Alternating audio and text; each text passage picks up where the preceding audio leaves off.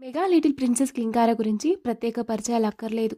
దాదాపు 11 ఏళ్ల తర్వాత రామ్ చరణ్ ఉపాసనలకి జన్మించిన ఈ చిన్నారి చిన్నప్పుడే సెలబ్రిటీగా మారిపోయింది.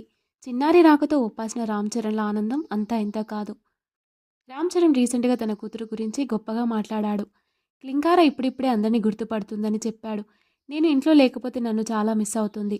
నేను తనని మిస్ అవుతుంటా. తనని వదిలి వెళ్ళాలని అనిపించడం లేదు. 2 ఏళ్ళు వచ్చే వరకు ఎక్కువ సమయం తనతోనే గడపాలని అనుకుంటున్నాను.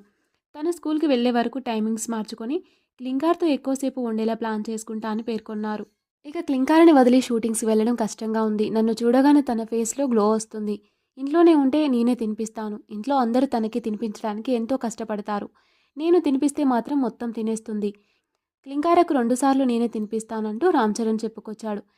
క్లింకార రాకతో మెగా ఫ్యామిలీలో ఎలాంటి శుభ పరిణామాలు చోటు చేసుకున్నాయో మనం చూసాం.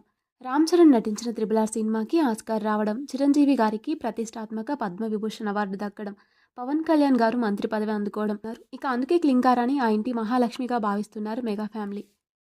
అయితే ఇదిలా ఉంటే తాజాగా రామ్ చరణ్ తన కూతురు క్లింకారకు ఫుడ్ తినిపిస్తున్న ఫోటో ఒకటి సోషల్ మీడియాలో దర్శనమిచ్చింది. అయితే ఈ ఫోటో ఎలా లీక్ అయిందో తెలియదు కానీ మొత్తానికి ఈ ఫోటోను చూసిన మెగా అభిమానులు మాత్రం సంబరపడుతూ ఆ ఫోటోని కాస్త వైరల్ చేస్తున్నారు.